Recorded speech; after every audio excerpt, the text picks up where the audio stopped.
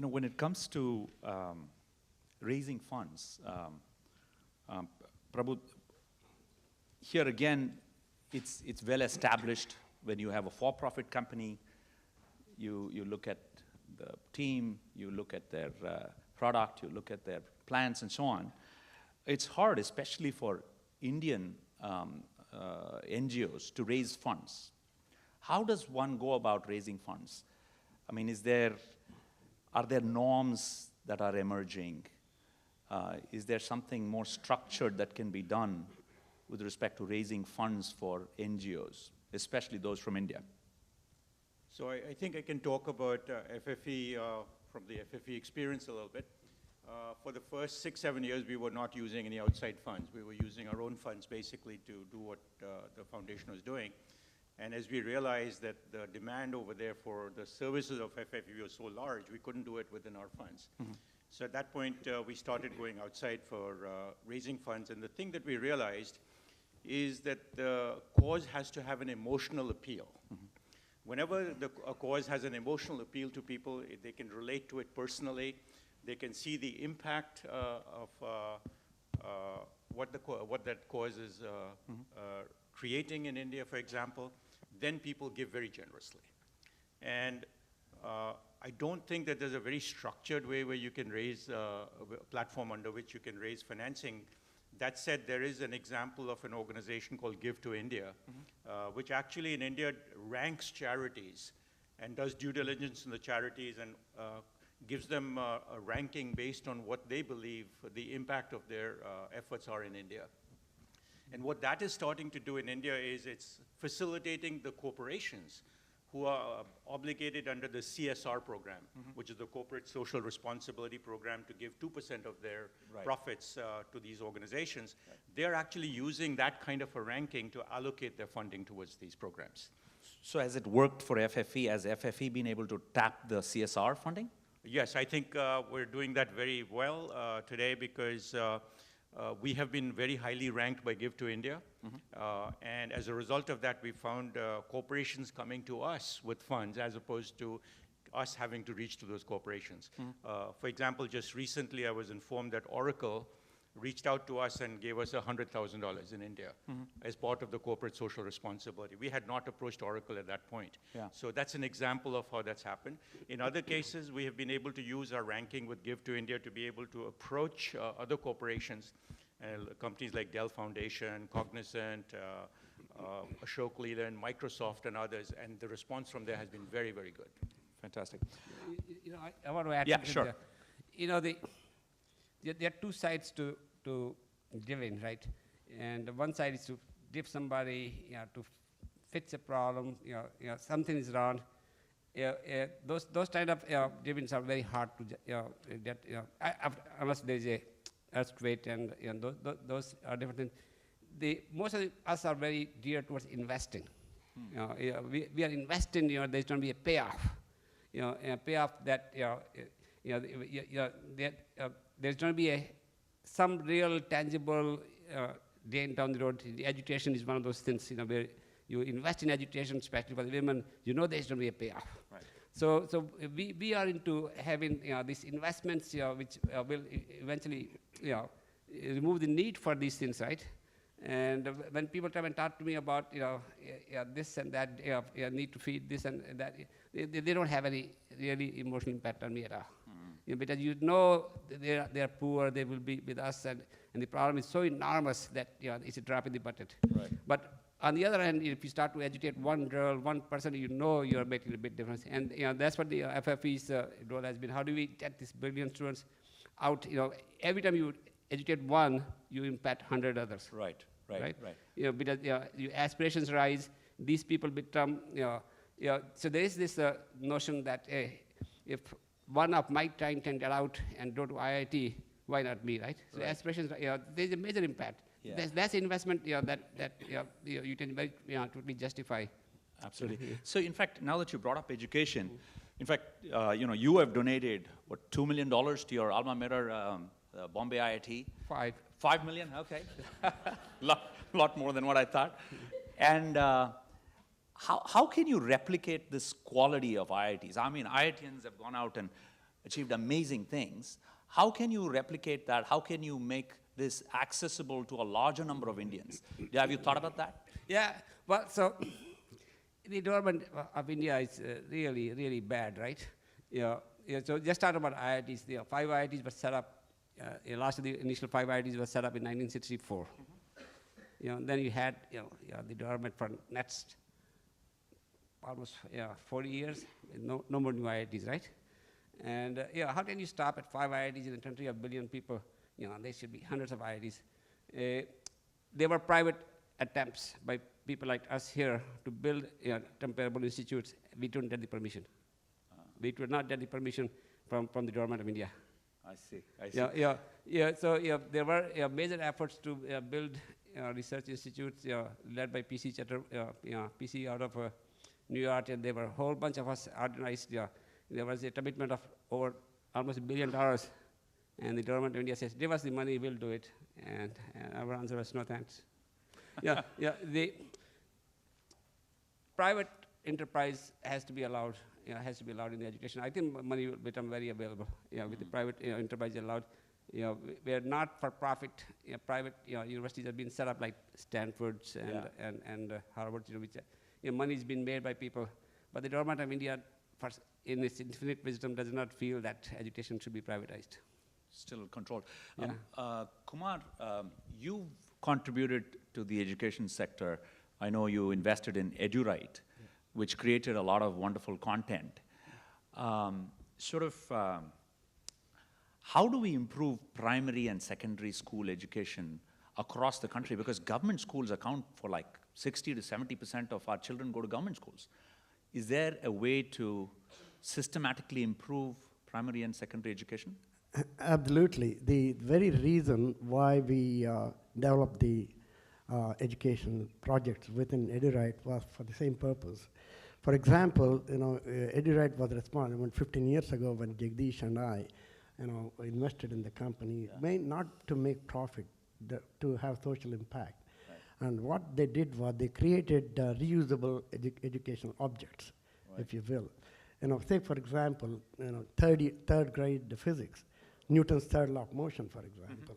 It has multimedia object, one object, which has multimedia component. Like you have a lecture part, you have a textual part, and also there's an animation. Is it also in local language? Exactly. It's local. Now, of late, a lot of Indian languages have been used. Not just to start with, it was purely English.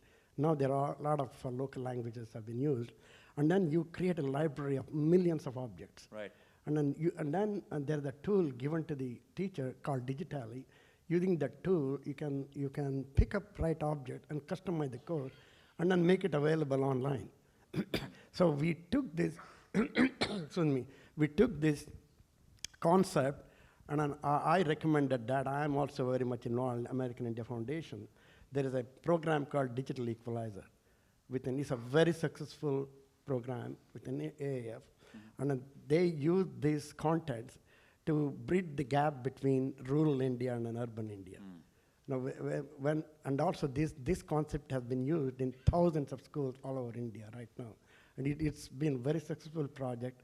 And that's the way you can replicate and virtualize both, not just the schools, but also the teachers, because it's a inhuman task to make the teachers go to the villages and, let alone teachers, but good teachers are even more hard to get. Absolutely. So the only way you can do that, use the digital technology to replicate and virtualize not only the teachers, but also the classroom.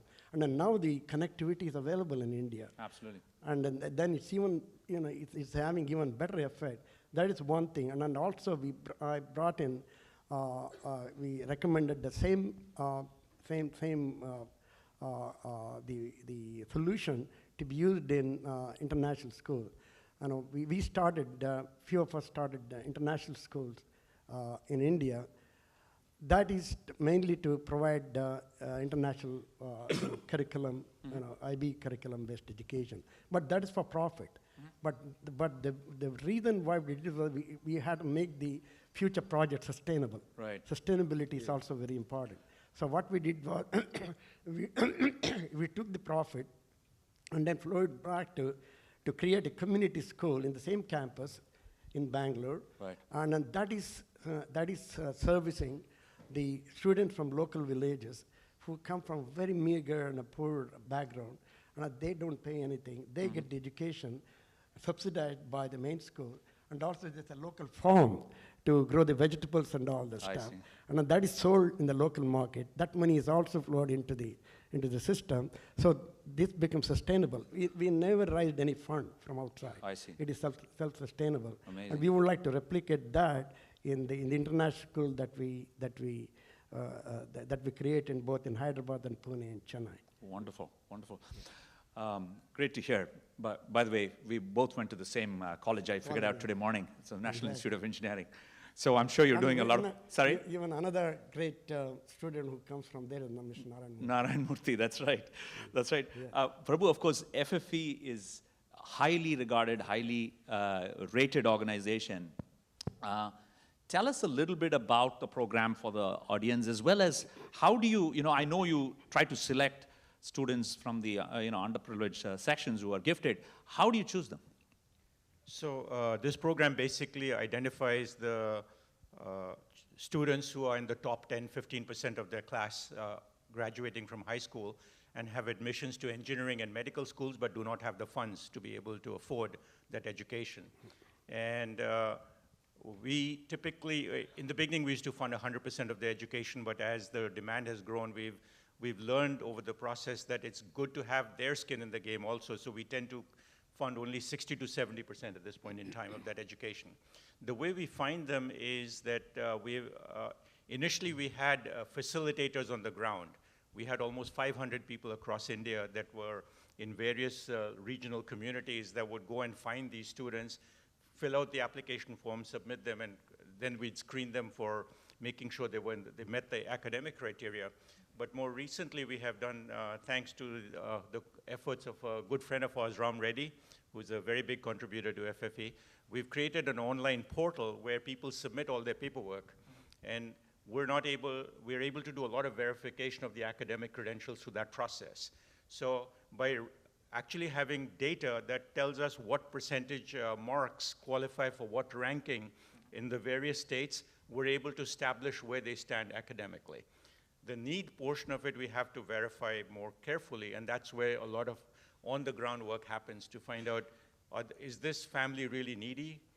And typically what we're doing is if the family income is less than like 2 lakhs a year, then we categorize them as needy, and then we select them for funding on that basis. Okay. And so, many of the entrepreneurs here had role models such as you all out here, creating companies and sort of setting the trend. Is there this kind of a role model effect in your FFE program where students of, from little villages, poorer kids go, hey, this person from my village was able to go to college and, get a good job and so on, and so I need to also do this? Is that effect seen? So actually, that was one of the thought processes that we had in mind when we started the foundation, is we wanted this to have leverage. As entrepreneurs, you're always looking for leverage. And so the reason we picked this particular cause is for the role model effect. Because if you think about it, what is TiE? TiE is a very good example of the role models being able to promote more entrepreneurship. Right. In the same way we see the Foundation for Excellence doing the same thing. If you find some people from a community that's underprivileged, economically underprivileged, and the student is able to go on to become an engineer or a doctor and then whatever else beyond that, I think it inspires a lot of other children because it says, if he can do it, why can I not do the same thing? And they also know that they have access to the same foundation to be able to do this, as well as other resources become visible to them. Right. And what also happens is that same scholars actually end up working in their communities to help scholars around them to be able to achieve the same thing. So there's very significant leverage from it. The role models are absolutely crucial. If none of your kind has ever been an entrepreneur, you cannot even think of you becoming an entrepreneur. In India, the average middle class people did not think they were entrepreneurial, they were business people. You had to be born in businesses, right? Right. Your father was in the business, your grandfather was in the business, you are in business. So you have to have one of your kind become successful, and that makes it possible for you to dream that I can be like him too. The Silicon Valley Indians were here. They were successful engineers coming into 80s, right? It's only people like me who became successful, Suhash, Prabhu, and others, became possible for others to dream. Why not me? So I think role modeling done by FFE, by TiE, is a very crucial change agent because it makes it possible for you to dream, and once you can dream, you can do. Right, right. I want to sort of change topics. I want to talk about sort of social development in India and what people here can do and what we can learn from here. See, when I went back 13 years ago, back to India, and I ended up being the CTO of the National ID Project, Aadhaar, as well as starting eGovernment's foundation. When we started Aadhaar, a team of global, a global team landed up. Raj Mashruwala from the Bay Area, and Tushar Vasish from Singapore, investment banker, and so on. And we had this fantastic TDU, Technology Development Unit team that I was able to create that designed the entire National ID project, right? It was out of an apartment. So I've seen what can be done when we get this, people from all around the world with these experiences. So the question I had was, how can we make this much more structured? Is there some ideas around, there are projects, there's a lot of work to be done in India. There's a lot of problems. It's very obvious. It's not very nuanced as many of the ideas you hear are when you do startups. The problems there are very obvious. It's on the street, right? Can NGOs somehow benefit from this experience of entrepreneurs in this country and especially in Silicon Valley? I want to make some statements. The Indian government has been very socialist, for 50, 60 years. And now they are becoming capitalist. When they were socialist, they were half-as socialist. What the socialists do is educate people, take care of the healthcare, right? There was never emphasis on education under the socialist regime in India. After 70 years of, 68 years of independence, we still have 30–40% of our population not educated, and 24–25% of the kids still not going to school. Right. So there's a fundamental problem the way we think, and now we have been capitalist, we have been half-as capitalist, so you can anticipate the results of that one too. Vietnam became independent a lot later than us. Mm-hmm. Vietnam has a close to 98–99% literacy. Vietnam is growing 7–8% year after year after. Unless you educate everybody, there's no transformation possible unless you have 100% literacy or close to 100% literacy. The region China has done very, very well compared to India. We created 5 IITs, and we created 4 IIMs, and we created some of these elite schools. I felt very good. We didn't put any emphasis on primary education, but China put almost all the emphasis on primary education. No schools of higher learning at all. There was no emphasis. Chinese were anti-elitist. And you can see the impact. When you educate everybody in the primary education, you have a lot better payoff than a handful of people in elite education. So you have this fundamental problem. The government, politicians in India control education very tightly. They don't educate, and they don't let anybody else educate for some reason. Yeah, Kumar, go ahead. I would like to add to what Kanwal said. I totally agree that there has to be emphasis given on the primary education. But in addition to that, I think job creation has to be motivation, because Indian population will be 120 by 2020. There will be a lot of young people coming in. So there has to be emphasis given on the vocational school to teach the trades. There is a lack of electricians, there is a lack of plumber, because there is a social taboo also. Because every family that you talk to in India, educated family, they want their kids to be the engineers or doctors or lawyers or accountant. But there are so much of requirement for tradespeople that is lacking. If you don't do that, you don't create jobs. You create a lot of educated people, but don't create jobs. Yeah. That has to be done. There has to be emphasis given on that to increase the number of trade schools. And of course, you need the primary education. I'm not denying that. But on top of that, trade education has to be given so that the job is created when the younger people are ready to take the job. If you don't do that, you got a lot of educated people, disgruntled people, they become rebels in the society. Absolutely. You know, Prime Minister Modi, when he was here in the United States, made a very impassioned plea in Madison Square Gardens, and all of India was watching. It was a great speech. He talks about Make in India. Is there something that we can learn from the startup experience, from the innovation, from the wealth creation, from the entrepreneurial zeal that can actually help Make in India? You know, Make in India is a nice slogan, and we have had many slogans in India. And I'm waiting to see what Modi will do. I think the salvation eventually has to be entrepreneurship. You know, if you want to if you want to make the environment more conducive to entrepreneurship and funding, and all that, you can transform India in a generation. If 2% of the population becomes entrepreneurial in India, and of the type that we talked about, India is salvaged, because if the on average they had 25 people on average, that's half the population of India. Even this government, which is supposed to be pro-business, is very, very hard on entrepreneurship and wealth creation and venture capital. It's very hard on them. The laws, what they say and what they do on the ground is huge disconnect. And for some reason, they haven't seen, this entrepreneurship is happening in India in spite of all the obstacles, put by the government. And because Indians have decided it's their time has come.